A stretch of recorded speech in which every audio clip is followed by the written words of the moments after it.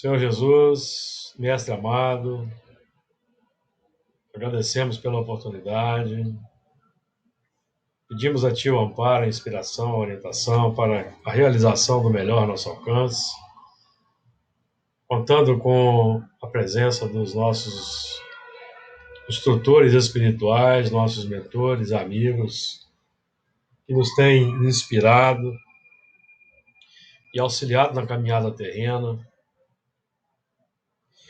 notadamente no nosso esforço de trabalho na seara espírita cristã, buscando aprofundar conhecimentos e trabalhar para operar, vivenciar e praticar o conhecimento.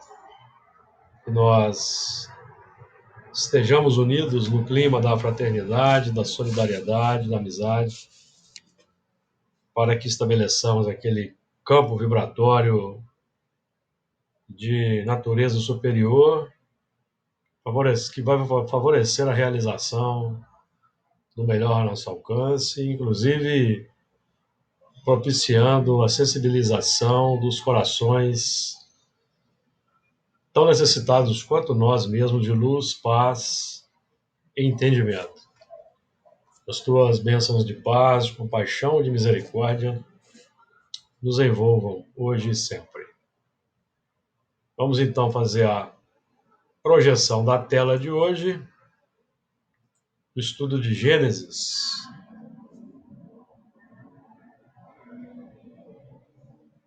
Estudo de Gênesis, capítulo 6, versículo 5, que vamos terminar. Nós já iniciamos o estudo do versículo 5, vamos só trazer alguns pontos aí no que tange aí a imaginação dos pensamentos. E avançarmos para o versículo 6 e seguintes. Então vamos lá. Livro de Gênesis de Moisés, capítulo 6, versículo 5. E viu o Senhor que a maldade do homem se multiplicara sobre a terra e que toda a imaginação dos pensamentos do seu coração era só má continuamente. Então arrependeu-se o Senhor de haver feito o homem sobre a terra, e pesou-lhe em seu coração. E disse o Senhor: destruirei de sobre a face da terra o homem que criei, desde o homem até o animal, até o réptil e até a ave dos céus, porque me arrependo de os haver feito. Noé, porém, achou graça aos olhos do Senhor. Estas são as gerações de Noé. Noé era varão justo e reto em suas gerações. Noé andava com Deus. E o versículo 10, e gerou Noé 3 filhos, Sem, Cão e Jafé. Muito bem, nós a semana passada abordamos o versículo 5, e viu o Senhor que a maldade do homem se multiplicara sobre a terra e que toda a imaginação dos pensamentos de seu coração era só má continuamente. Nós trabalhamos esses aspectos aí iniciais da maldade, que é bem o quadro que vemos atualmente no mundo, ainda é o mesmo quadro, e hoje nós nos encontramos no momento da separação do joio do trigo, da definição entre o bem e o mal, a identificação entre o bem e o mal, para que nós adotemos a bondade, para que de dentro para fora da nossa terra, do nosso coração, a maldade seja banida e passemos a atrair espíritos bons para que aqui passem a reencarnar. Então esse é o ponto para a nossa meditação. A identificação do nosso grau de maldade ainda, para irmos operando o saneamento pela vivência do bem. E viu o Senhor que a maldade do homem se multiplicara sobre a terra e que toda a imaginação dos pensamentos de seu coração era só má continuamente. E essa imaginação é interessante de nós trazemos aqui alguns pontos para a nossa meditação.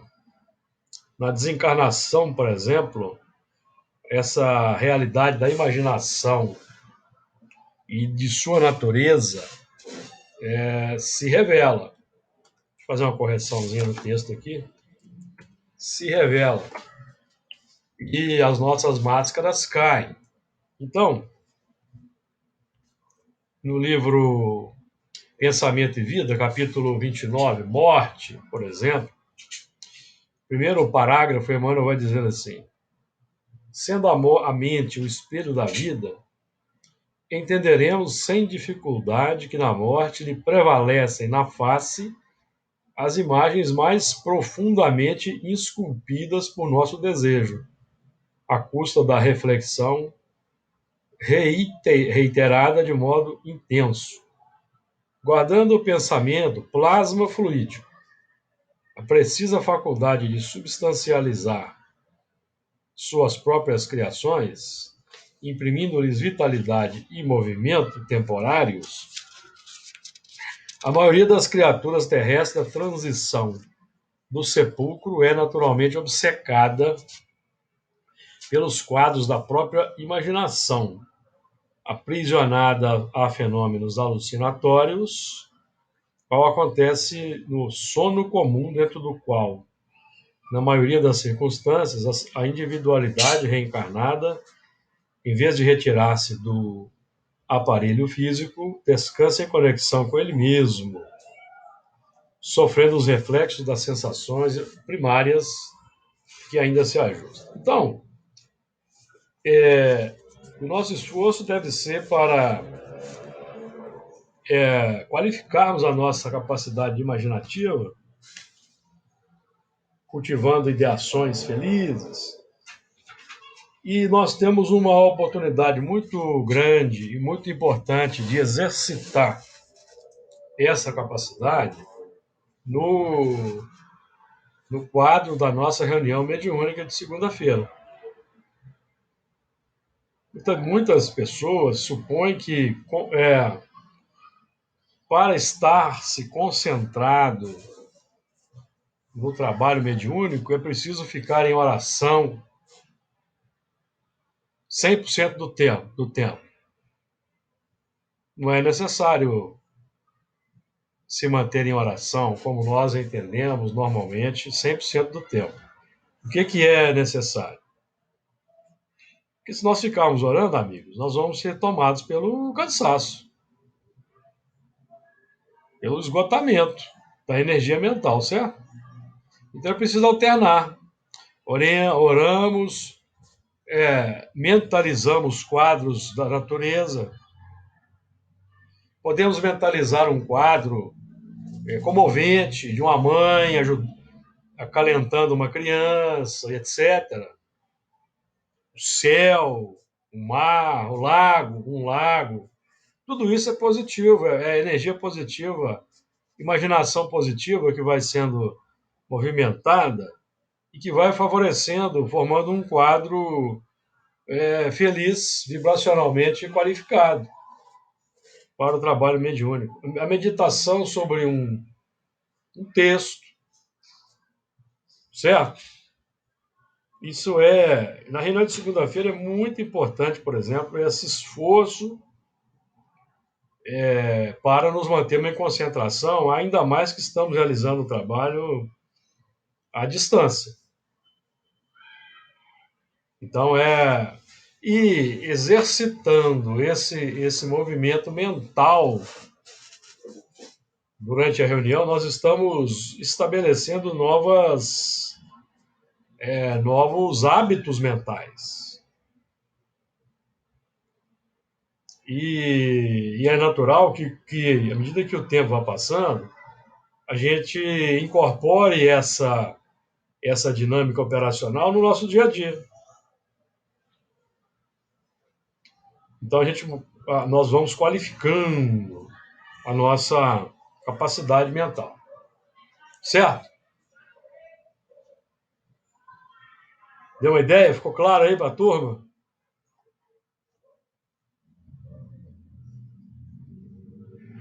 Porque se o elemento permanece só orando, orando, daqui a pouco ele está fazendo a prece só mecanicamente. Ninguém consegue ficar 1h30 em oração, consegue? Então nós vamos alternando, né? Alternando estados mentais é positivo. Lembram-se de como André Luiz e outros espíritos prepararam o ambiente para a manifestação do Asclépios? O mentor pediu para eles ficarem em oração. Vamos orar. Agora o Pai Nosso. Agora Ave Maria. Salve Rainha. Foi assim que ele atuou? Não, vamos mentalizar um quadro da natureza. Certo? Porque a natureza é obra divina. Por si só é uma obra superior, não é? Então nós podemos viajar, mentalizar sistemas planetários, galáxias, constelações. Tudo isso é positivo no âmbito da natureza, um lago, uma floresta, uma criança, um animalzinho. Tudo isso é positivo para o trabalho mediúnico, certo, amigo? E a oração, entremeando a prece, não é? Entremeando a prece. Muito bem, então a imaginação de seus pensamentos era seu coração e de seu coração. Olha que interessante, toda a imaginação dos pensamentos de seu coração, porque hoje já se tem aí um entendimento que o coração também pensa. Já escutaram isso? Então, não é? É a capacidade de vibrar no campo das virtudes, os desejos nobres. De acordo? Era somar, esse mar continuamente define a permanência no campo da imperfeição, das paixões, inclusive da maldade propriamente dita, desejar o mal para o próximo, odiar, manter o desespero, a revolta, tudo isso faz parte desse contexto de imaginação dos pensamentos e a manutenção de um quadro de sentimentos maus para o próprio indivíduo. Porque a maldade, amigos, ela não atinge ninguém de fora para dentro. Nós não temos o poder. Está no livro dos Espíritos, lembram? Questão 551. Ninguém tem o poder de fazer mal para o próximo. Isso também é uma dificuldade de se entender no meio religioso. Questão 551 do livro dos Espíritos. Pode um homem mau, com o auxílio de um mau espírito, ele seja dedicado, fazer mal ao seu próximo? Todo mundo, quando lê isso aqui, pensa, mas aqui está a resposta. Não, Deus não permitiria. Todo mundo, quando lê isso aqui, chega um momento e pensa assim, mas está errada essa pergunta? Está errada essa resposta? O elemento acabou de dar um tiro no outro ali, eu vi, ó. O outro cometeu um mal para uma criança, eu vi. Não, amigo, isso não é maldade, isso é justiça sendo cumprida. A maldade está no coração de quem pratica, que vai ter que um dia vai precisar arrepender-se para reajustar-se. Deu uma ideia? Ficou claro? Então, o mal, Emmanuel vai dizer no livro Consolador, o mal, essencialmente considerado, é zero para Deus. Zero. Ninguém tem a capacidade, amigos, de fazer o mal para o pró, faz para si. Claro. O que faz o mal para si, ele é aproveitado como instrumento da justiça, corrosivo social. Lembra-se do livro Voltei, do irmão Jacó? E são aproveitados como corrosivos para moer as imperfeições, as cristalizações daqueles que estão estacionários no progresso. Ficou claro? Então, quando nós reagimos com revolta ou com ódio a determinada atitude, posicionamento de alguém, nós estamos fazendo mal para nós. Não é o elemento que está me fazendo mal, não. Eu que não estou sabendo comportar de forma cristã perante aquele quadro. Porque aquele quadro se apresenta para que nós exercitemos a nossa capacidade cristã de perdoar, compreender, tolerar, ter compaixão, embora lutando para melhorar o quadro. De acordo, amigo? Alguém quer trazer algum comentário? Ô, Júlio, está falando sobre cansa ficar rezando, rezando, fazendo prece, prece, prece. Por isso que eu gosto muito, periodicamente, de visitar Inhotim, que me transporto para aquele local ali, que tem Sim, motivo de sobra, de beleza, né? exatamente. Aqueles bancos de madeira, aqueles lagos. Então, de vez em quando, em reunião, eu me transporto para ali, porque me sinto bem, me faz bem. É a oração natural, como Emmanuel trabalha o tema no pensamento e vida, Uhum. não é? Então, por exemplo, o religioso crasso, não consegue dialogar com o materialista, com o cético. Não consegue, porque ele vai querer que o cético. Você precisa orar, você precisa acreditar em Deus. Como é que você aborda um cético? Ó, amigo, seria bom se você orasse. Se você não tem mais como você não acredita, como é que você trabalha para que o elemento possa, então, naturalmente orar sem que ele esteja. Perceba. Você vai pedir como. Olha, você pode. Se você contemplar a natureza, escutar uma música clássica, uma música erudita, fazer uma meditação, você estará em oração. Nesse momento, atrairá ele. Nós não precisamos dizer isso para ele, evidentemente, mas nesse momento ele vai atrair bons espíritos, que vão ajudá-lo.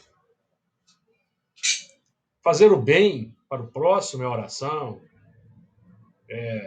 exteriorizar a bondade, a compaixão, tudo isso é prece, amigos. O que adianta o elemento vive dentro da igreja todo dia, ora para Jesus, bate o peito, mas aqui na rua ele odeia o próximo, ou ele faz apologia de violência e sistemas violentos, completamente contrários ao que aprendemos com Jesus, não é? Então é um paradoxo, é uma contradição. É uma contradição. E nós estamos vivenciando tudo isso na Terra.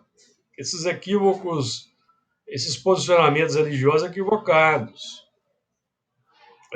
Exatamente para que nós aprendamos e consigamos alterar esse quadro, contrapondo positividade. Embora indignados, justificadamente indignados, mas contrapor bons sentimentos para uma melhoria do quadro. Então, essa imaginação aí dos pensamentos é importante, e principalmente no nosso campo mediúnico prático aí, formando aquele campo que vai ajudar os espíritos a trabalhar os corações dos sofredores. Inclusive, nós podemos mentalizar que estamos na nossa casa, no Camilo Chaves, estamos fazendo as tarefas que nós fazemos costumeiramente, e também é uma forma de diversificarmos essa questão da concentração, certo? Muito bem. Versículo 6. Então arrependeu-se o Senhor de haver feito o homem sobre a terra, e pesou-lhe em seu coração. Então arrependeu-se o Senhor. Aí vamos fazer a pergunta logo de cara seguinte. Deus se arrepende? Ou Jesus se arrepende? Nenhum nem outro. Porque Deus é a perfeição absoluta. Então, O sendo Deus. arrependimento vem do erro, né? É, Sendo a perfeição absoluta, a obra divina é perfeita. E tende sempre para a perfectibilidade, que é o nosso caso, sempre. O Senhor que se arrepende, nós estamos trabalhando aí dentro do entendimento da atividade refletida sobre o procedimento feito e identificação do fator que não está em conformidade com o progresso feito, progresso intelectual. Nós aqui estudando doutrina espírita, alguns de nós aí há mais de 40 anos, nesta existência, realizamos um grande progresso intelectual, adotando nova mentalidade. Agora, essa mentalidade, ela precisa, as ações, o procedimento precisam estar em conformidade com a mentalidade. O esforço é para fazer colocar o progresso moral para e passo com o progresso intelectual. Porque o progresso intelectual é o primeiro que nós realizamos na trajetória evolutiva e ele se efetua sempre. E por que o progresso intelectual vem primeiro? Para proporcionar a identificação entre o certo e o errado, identificar o fator que não está de acordo e operar nas linhas da conformidade com o entendimento já feito. Certo? Então, o arrependimento, à medida que nós progredimos intelectivamente no campo filosófico que o Espiritismo abre para nós, evidentemente que o arrependimento vai nos visitar em função de determinadas falhas que nós ainda cometemos, não mais intencionalmente, mas ainda como atividade natural automática. Então, à medida que essa atividade refletida vai se acentuando, nós vamos tomando consciência dos automatismos, dos condicionamentos, e vamos trabalhando para revertê-los, que demanda tempo.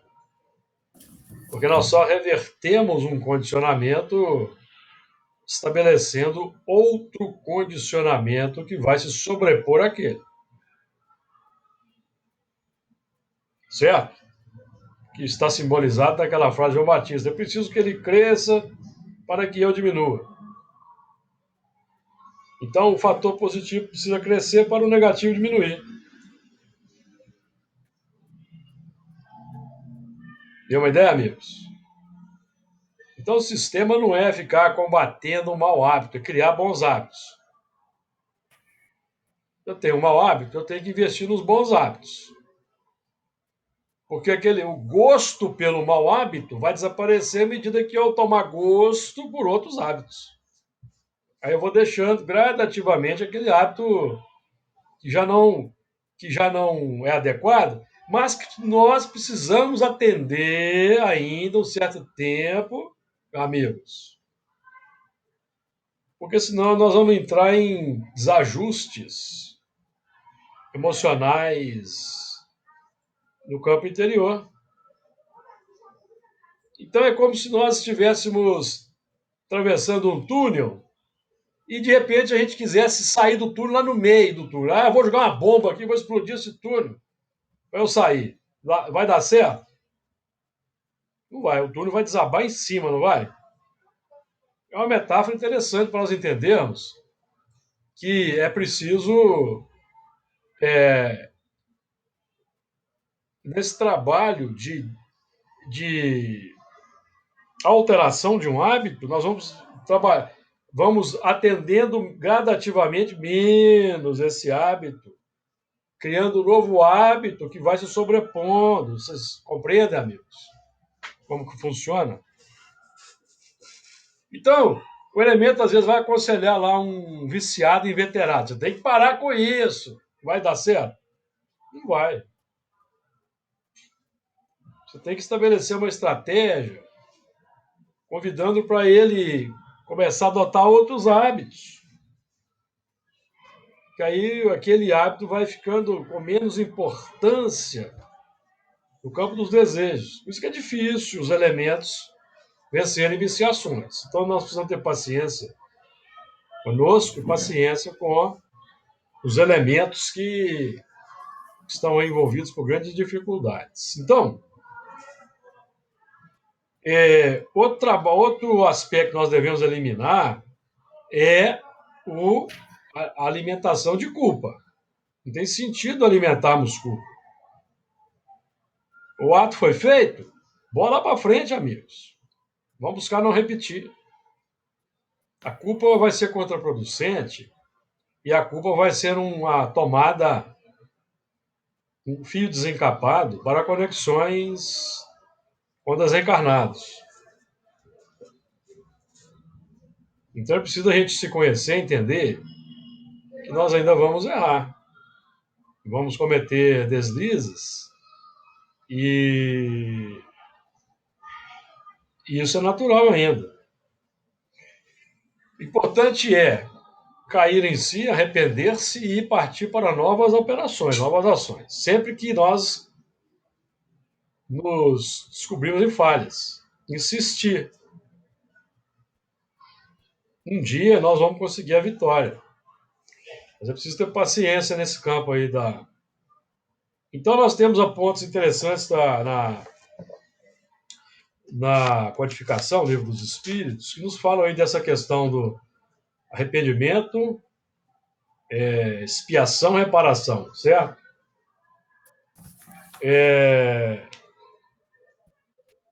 O espírito não vai expiar imediatamente uma falta cometida, porque tem gente que quer que o elemento que cometeu determinado erro, ele pague na hora, não é isso que acontece?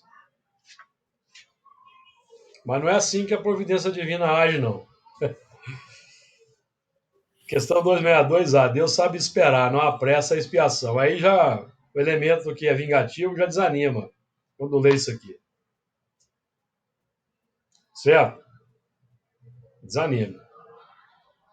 O problema, amigos, é de quem faz o problema de quem faz o mal é dele. O problema de quem faz o mal é dele. Enquanto nós estivermos na pauta da prática do mal e o mundo comportar, seremos aproveitados como instrumento da justiça. A partir do momento que o mundo não comportar mais esse tipo de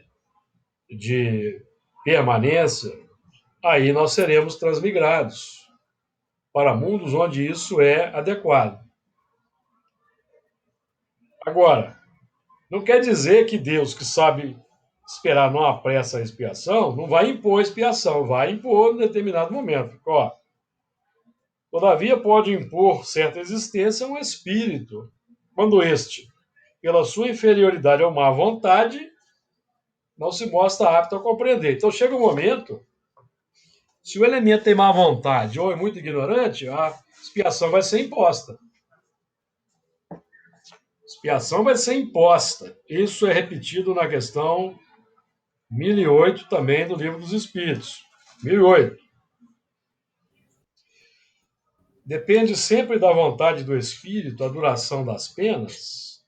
Algumas não haverá que lhes sejam impostas por tempo determinado? Sim. Ao espírito podem ser impostas penas por determinado tempo. Então, aqueles aí que pregam que o princípio da heteronomia absoluta estão equivocados. Absoluta? Estão equivocados, tá, amigos? Estão equivocados. Existe sim. Por quê? Porque o elemento que se mantém no campo da cristalização, ele está atrasando seu progresso, se mantendo no plano do sofrimento. Por misericórdia, por compaixão divina, a expiação chega para que ele quebre aquele condicionamento, quebre aquela cristalização. Choque de realidade, né? E deixe de se comprometer, de se manter no campo do sofrimento, porque o elemento que pratica o mal, ele se mantém no sofrimento. O elemento que gera imperfeições e se compraz nelas, ele entra naquele sistema dos impactos de fora. Uma hora ele ri, satisfazendo a imperfeição, mas na outra existência ele chora. Contra golpe. Ou na própria existência. De acordo?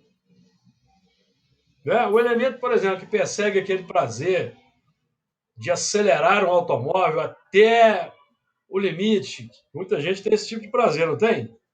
Sentir a adrenalina da velocidade. Ele pode se envolver no acidente e ficar paraplégico. Consequência natural. Ele renasceu com a marca no planejamento que ele iria acelerar o carro a 250 km por hora numa via de 100 km por hora para que ele se chocasse e ficasse paraplégico. Não, isso é um pensamento equivocado. É uma probabilidade. Os espíritos falam assim, esse elemento aqui ele é muito audaz, ele é muito impetuoso, ele pode... A Terra vai ter lá, na época que ele tiver na maioridade, automóveis potentes, estradas asfaltadas, ele pode entrar na tentação, porque no passado ele cavalgava corcéis fogosos, com ímpeto, com audácia, ele pode querer repetir usufruir daquelas sensações, aí pode ser que ele não dê conta de vencer essa tentação, aí ele vai cair nesse plano aqui, dessa possibilidade de ficar paraplégico. É assim que funciona, amigo. Ninguém reencarna para praticar o mal para poder resgatar alguma coisa. Não. Isso aí não é assim que funciona, não, tá? Ninguém renasce para praticar o mal. Mas aquele que não consegue vencer a sua carga de complicações é aproveitado. Aquilo é aproveitado para corretivo, até do próprio indivíduo. Certo? Ficou claro?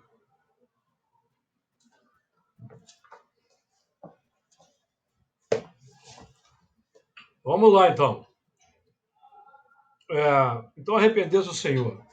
Atividade refletiva. O Senhor é o eu interno, consciente das suas atitudes, das suas ações. Consciência desperta. Então, arrependeu-se o Senhor de haver feito o homem sobre a terra. Então, é a consciência desperta que vai analisando e vai constatando que aquela concretude, aquela busca complexa, já não atende mais os anseios, porque o elemento cai no campo do sofrimento, seja do remorso, seja da culpa. Então, aí entra o arrependimento para fazer a correção de rumo. É o próprio elemento, amigos. Deus oferece os recursos, as ferramentas, os instrumentos, o corpo físico, os mundos, e para que o elemento, então, possa se autoafirmar e desenvolver.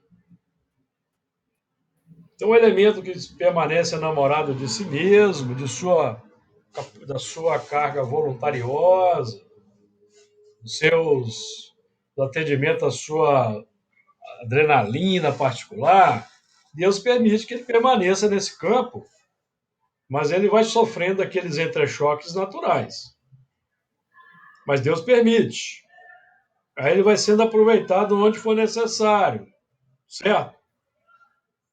No caso aqui de nós hoje na Terra, nós que nos mantemos e nos mantivermos nesse plano desafiador para o próximo, nós seremos transmigrados para os mundos onde essa audácia, essa prepotência, essa arrogância vai ajudar os autóctones, os novos, a se autoafirmarem também. Por quê? Por que isso acontece? Por causa da lei de imitação. Certo? Por causa da lei de imitação. Então, aqueles que estão lá estavam na Terra quando os exilados chegaram, com o tempo passaram a ter admiração por aqueles elementos mais audazes que vieram de fora, passaram a copiar, a imitar. Perceberam? É uma lei natural, amigos. Hoje, nós estamos buscando imitar quem?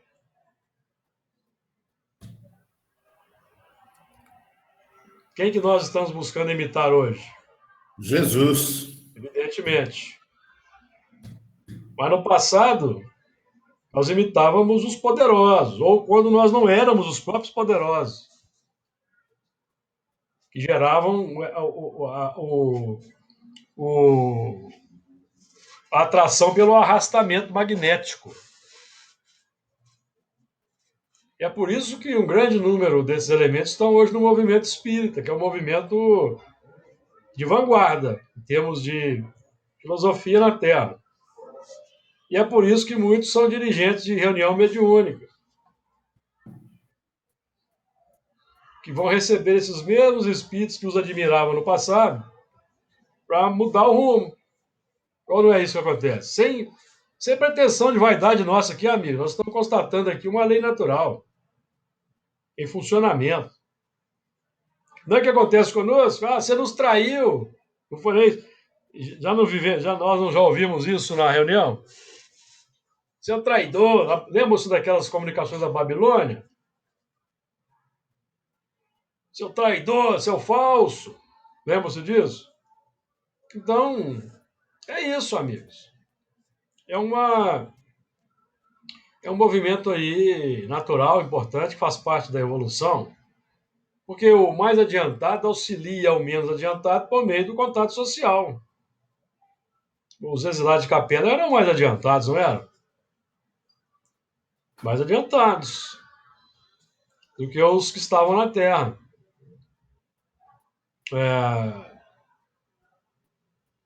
De acordo? Vamos em frente? E pesou. Então arrependeu-se o Senhor de haver feito o homem sobre a terra e pesou-lhe em seu coração, que é o movimento de repercussão no campo do sentimento.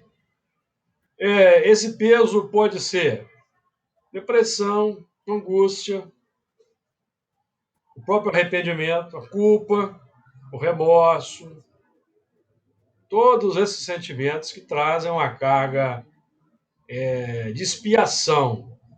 Porque a expiação, amigos, é um movimento do coração. Expiação é um movimento do coração. Que vai atrair uma circunstância exterior de acordo com a necessidade, que pode ser uma expiação se o elemento estiver cristalizado nessa posição há muitas existências.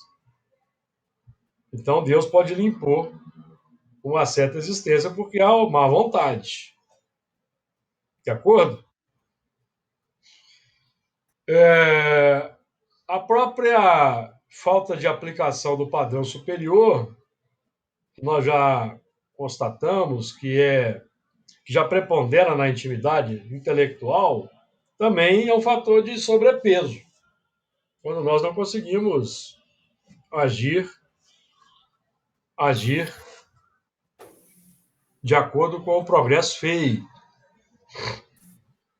Agir de acordo com o progresso feito, amigos, é a tentativa. No início é tentativa, até que haja a consolidação. Não é isso? A gente acata novo dispositivo ético e vai colocar em prática. Ao colocar em prática, isso vai se chocar contra a prática natural que nós viemos desenvolvendo. Aí é por isso que muitos desistem. Não acontece na casa espírita, o elemento começa com muito entusiasmo, daqui a pouco, cadê o elemento? Sumiu, ninguém sabe, ninguém dá notícia mais. Não teve a paciência, não teve a capacidade de superar. Aquele entusiasmo vai arrefecendo em função da realidade interna, que é descoberta. É preciso insistência. E é por isso que os espíritos são muito insistentes para com os médios, para que eles mantenham o quê? Assiduidade e pontualidade, não é? Que é um treino, amigos, para mudar hábito, gerar novo condicionamento.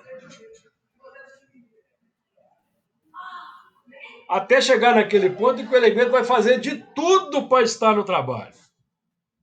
E não aproveitar a poltrona que se apresenta para ele ficar ali acomodado. Então, quando o elemento ele já começa a fazer de tudo para estar no trabalho, antevendo possíveis impedimentos futuros, já buscando já de imediato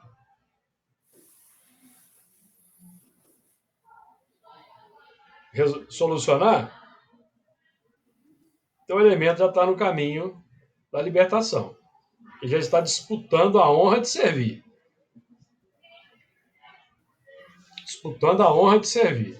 Que não é pouca coisa, não. Inclusive dando exemplo para quem observa. Para quem observa. O elemento pode até considerar, ele é fanático, hoje tem reunião e não para nada. Não adianta chamar para festa, para casamento, batizar, porque não vai. E não vai mesmo. Mas está incomodando o outro que está na acomodação. O outro está acomodado, está vendo? Já está sentindo. Amigos, contato social realizando o progresso do coração do próximo. Mas é difícil a gente conseguir enfiar isso na cabeça de muita gente.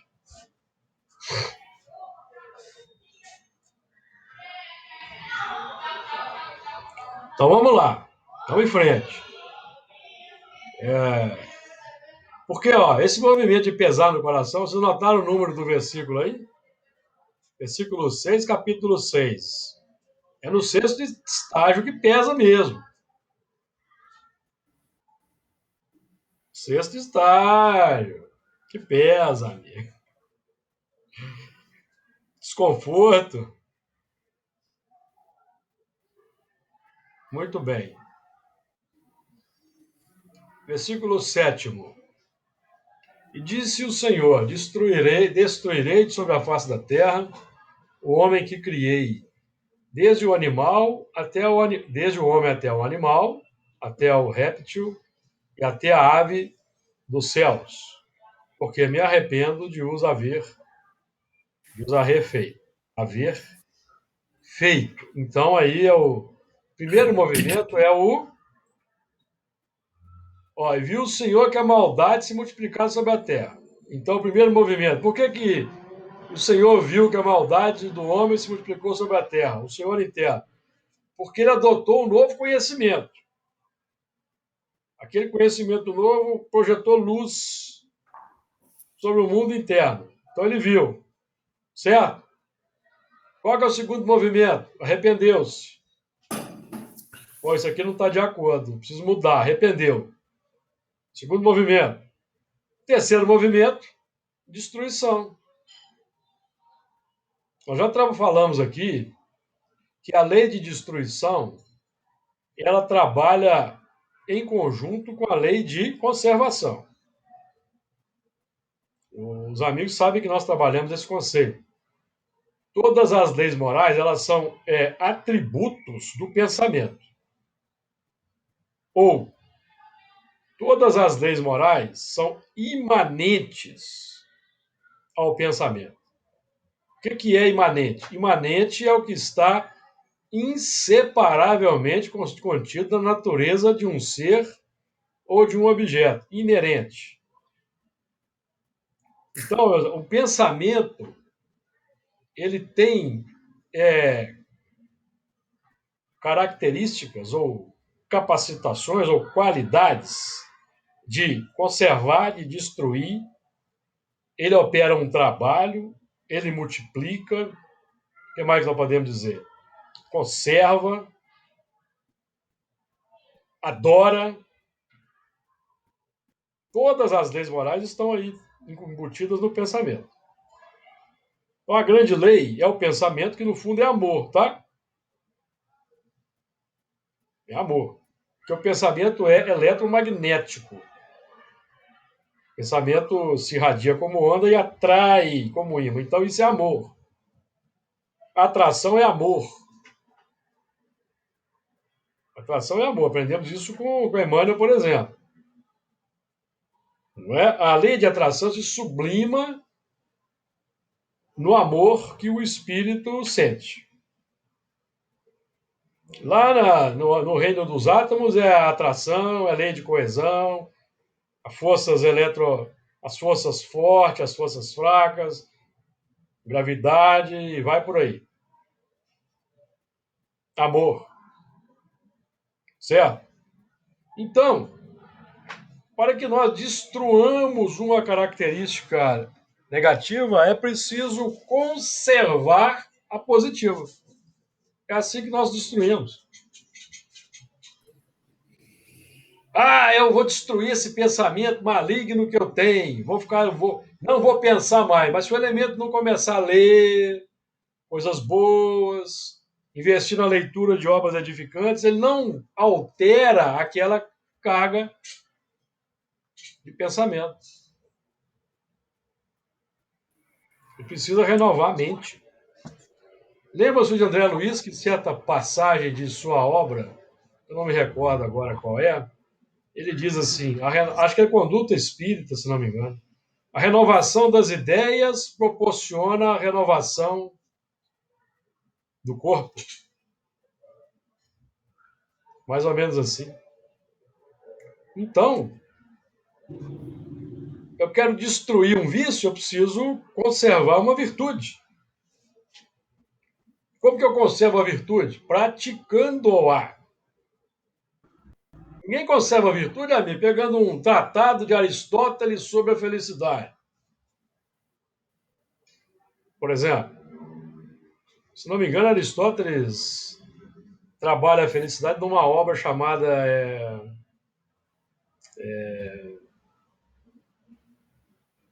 Discurso a Nicômano, uma coisa parecida com essa, não me recordo agora não. Ele define, num outro ponto, que a felicidade é inerente à prática das virtudes. Inerente. A felicidade é imanente. Ela está inseparavelmente contida na natureza da virtude. Queremos ser felizes? Pratiquemos as virtudes. Se não me engano, é Discurso a Nicômano, ou é algo parecido com isso, que Aristóteles... Ética a Nicômano. Ele trabalha a felicidade, se não me falha a memória. Eu não li não, tá, amigos? Eu já vi comentários sobre essa obra. E Aristóteles era um filósofo pragmático, nada místico, nada alienado. Tanto que ele foi o preceptor de Alexandre o Grande. Sabiam disso? Alexandre o Grande, que depois foi Júlio César, ele tinha Aristóteles como tutor.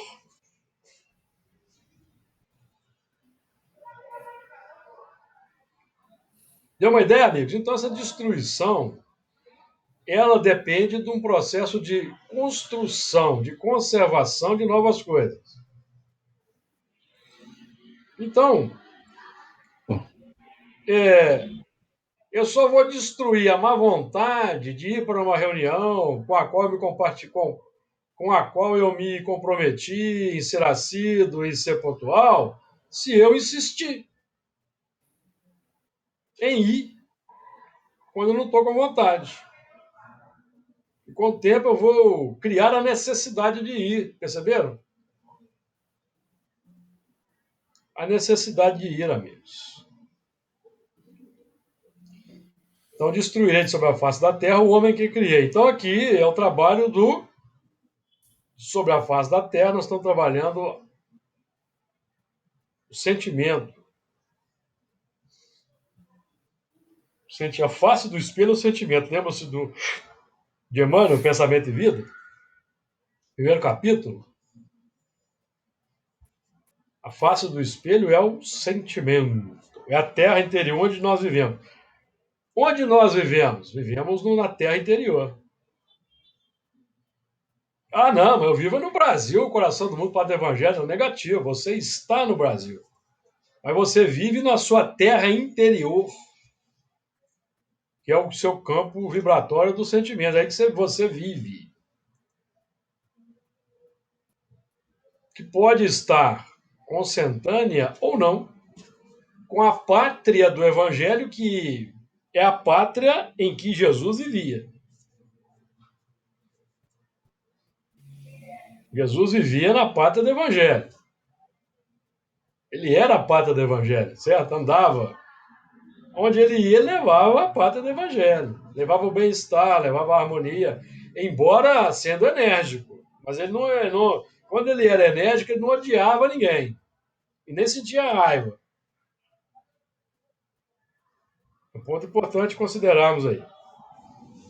É o modelo e guia. Agora, é difícil seguir. Muitos não concordam.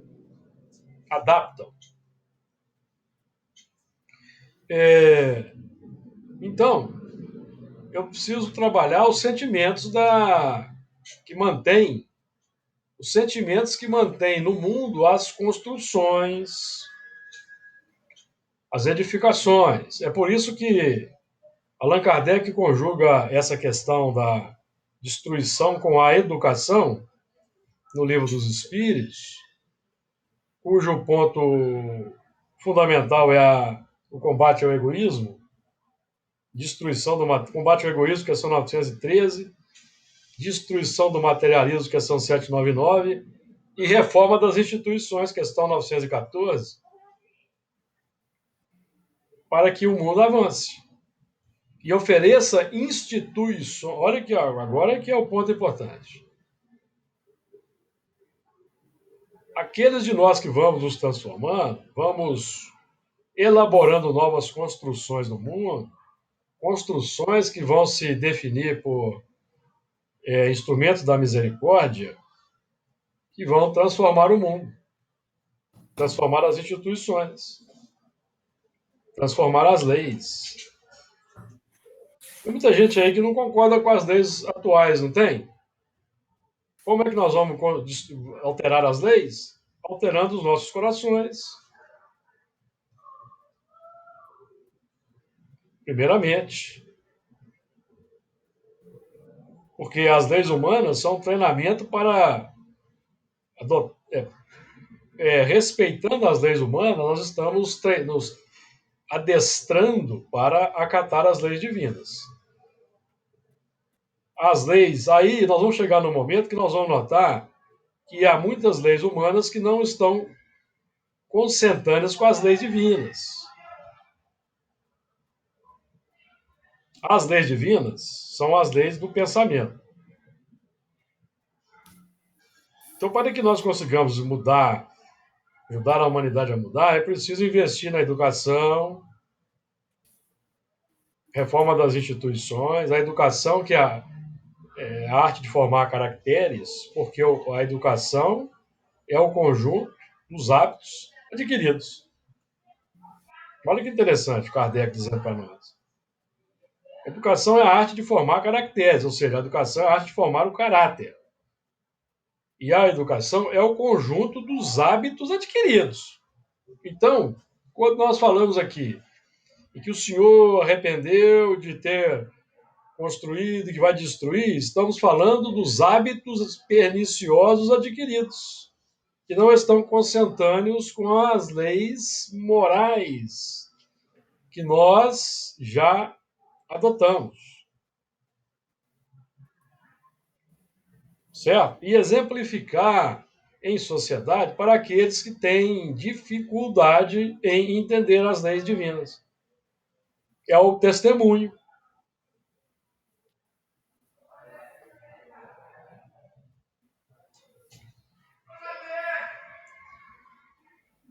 destruí sobre a face da terra o homem que criei, desde o homem que criei, desde o homem até o animal, até o réptil, até a ave do céu. Então, nós estamos falando aí no campo de integral, pensamentos, palavras, atitudes, ações, sentimentos, certo? O homem, o racional, a razão, animal, carga instintiva milenar, as ferramentas da evolução, o réptil é a capacidade de se ajustar ao terreno, capacidade de operar no terreno, o réptil se arrasta no terreno, é a conexão com o terreno. A nossa faixa hoje é vencer a atração que o terreno ainda realiza aqui. Tem dois nomes bonitinhos, egoísmo e materialismo, e a ave do céu, que é o pensamento, amigos. Capacidade dos voos. E nós vamos qualificando essa capacidade de voar na reunião mediúnica, com as ideações edificantes, os pensamentos felizes, a prece. Olha que interessante. Então, no fundo aqui, nós estamos trabalhando o quê? Mediunidade. Transformação moral. Porque me arrependo de os haver feito. Olha que interessante. Lembram-se de Gênesis 1:26? O que está dito lá? Façamos o homem. E disse Deus. Olha que interessante. E disse Deus, façamos o homem à nossa imagem e semelhança.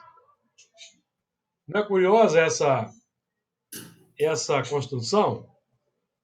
E disse Deus, façamos. Mas Deus não é um só? Então por que é no plural?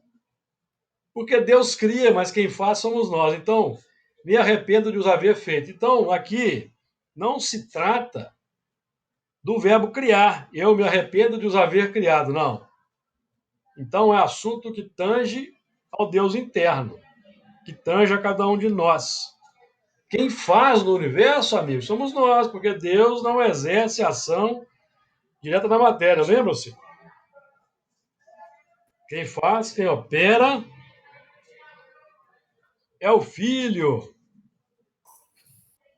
porque me arrependo de os haver feito. As obras que trazem arrependimento, que trazem sofrimento, trazem a dificuldade. Porque o elemento, por exemplo, que está aí entregue à violência, ao roubo, que se utiliza de meios sofisticados aí para roubar milhões, né? Quando ele consegue roubar, ele vai ficar satisfeito, vai ficar feliz, vai atender todos os prazeres possíveis que aquele dinheiro possibilita, mas chega um momento que ele vai ser descoberto pela justiça, não vai? E para onde ele vai? Para a prisão. E a prisão aqui na Terra, meus amigos, aqui no Brasil, é coisa boa de se frequentar? Não é. Então, o elemento, ele sai do céu e vai para o inferno. Mas por causa dele mesmo, que buscou, fez. Então, o próprio sistema é o remédio. O mal é o seu próprio remédio. Então, o remédio para a imperfeição é a própria imperfeição, que o elemento vai sofrer os desajustes internos que a perfeição estabelece. Aí o movimento, quando a ficha cai, é trabalhar para a renovação, para a mudança, cujo ponto primordial é o arrependimento. Que Jesus nos abençoe, nos fortaleça, permita-nos estar de volta na semana que vem.